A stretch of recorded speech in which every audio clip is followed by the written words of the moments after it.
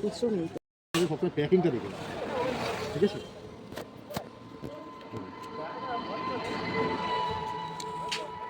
এইটুকু একটা ভিডিও দেখে কিছু বুঝতে পারলেন না তো? আমি কারোর থেকে একটা বক্স রিসিভ করলাম। কি বক্স কি বা কিছু কিছু বুঝতে পারার কথাও না, কারণ ভিডিওটা ছিল 15 সেকেন্ডের। তবে এই 15 সেকেন্ডের ভিডিওটা আমাদেরকে অনেক বড় শিক্ষা দেয়। কি শিক্ষা দেয় তো এটা জানতে গেলে পুরো কথাগুলো আমার শুনতে হবে। দেখো, বর্তমান সময়ে আমরা ঘরে বসে কোনো না কোনো অ্যাপ ব্যবহার করে সবাই তো টুকিটাকি কেনাকাটা করে থাকি। তো ঠিক সেরকম আমিও নাইকা অ্যাপ থেকে একটা কসমেটিক্স অর্ডার দিয়েছিলাম, যার দাম ছিল 3100 টাকা। ওই প্রোডাক্টটার ডেলিভারির দিন ছিল আজকে। উনি আজকে ওই প্রোডাক্টটা ডেলিভারি দিতে এসেছেন। দিতে আসতে আমি বললাম আগেই যে ওই প্রোডাক্টটার দাম ছিল 3100 টাকা, আর আমি ওনাকে দিয়ে ফেলেছিলাম 3500 টাকা। 3500 টাকা দেওয়াতে ওই লোকটা বলছে ওনার কাছে খুচরো ছিল না, ওনাকে খুচরো দিলে ভালো হয়। তো 500 টাকাটা আমি নিয়ে তো ওনাকে আমি 100 টাকার খুচরো দেবো। তো যাই হোক, আমি ওই 500 টাকাটা নিতে ভুলে গেছি, আর আমাদের সেন্টারের স্যারের থেকেই 100 টাকা নিয়ে ওনাকে দিয়েছি। ওনাকে দিয়ে আর আমি যে ওই 500 টাকাটা রিটার্ন নেবো ওটার আমার মাথায় নেই, ওটা আমি একদম ভুলে গেছি। তো লোকটা আমাকে, যাই হোক লোকটাও দেয়নি, ওটা আমার ভুল, আমার টাকা পাওয়ার কথা, চেয়ে নেওয়ার কথা, আমি যেহেতু চেয়ে নিইনি ওটা আমার ভুল। তো যাই হোক, উনি চলে গেছেন।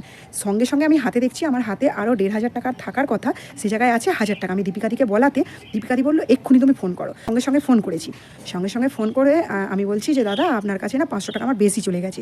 ভুলটা ঠিক এইখানেই করেছি, যে কি বলেছি 500 টাকা বেশি চলে গেছে। তো এখন মানুষের মানসিকতা যেখানে টাকার কথাবার্তা, সবাই তো আর এক নয়, সবার কথা বলছি না। তা যাই হোক, উনি হচ্ছে ওই কথাটা শুনে বলছে ঠিক আছে তোমরা একটু দাঁড়াও, আমার একটু দেরি হবে, 2 মিনিট, আমি যাচ্ছি বলে। তো উনি এলেন কিছুক্ষণ পরে, এসে আমাকে টাকাটা সব আমাদের বের করে দেখাচ্ছে যে দেখো তুমি 3100 টাকাই দিয়েছো, ওখানে কোনো 3500 টাকা নেই, মানে 500 টাকার নোট আর কি নেই আর এক্সট্রা। তো যাই হোক, আমি হচ্ছে ওই কথাটা বলায় উনি আবার চলে গেছেন। চলে যাওয়ার পরে তো 500 টাকাটা যাওয়ায় একটা কীরকম হচ্ছে। যাই হোক, তো আমাদের কাছে ওই ভিডিওটা করা ছিল, 15 সেকেন্ডের ওই ভিডিওটা করা ছিল।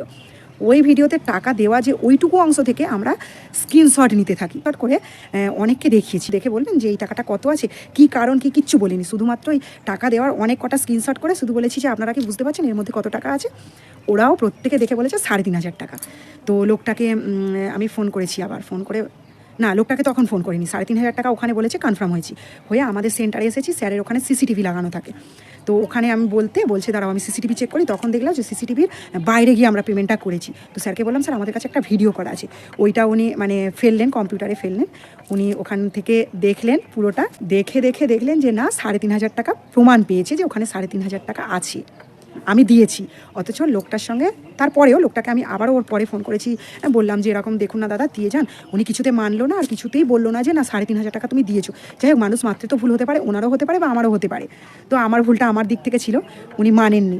এবার প্রুফ তো লাগবে, ওই 15 সেকেন্ডের ভিডিওটাই আমার প্রুফ। আমি আবারও লোকটাকে ফোন করলাম এবং কল করতে উনি তো প্রথমে মানেনি। এবার মাথাতেই নেই রেকর্ড করবো আমি। তারপরে হঠাৎ করে আমার মাথায় আসতে আমি অনেক কথাবার্তার পরে কল রেকর্ডটা চালিয়ে দিয়েছি।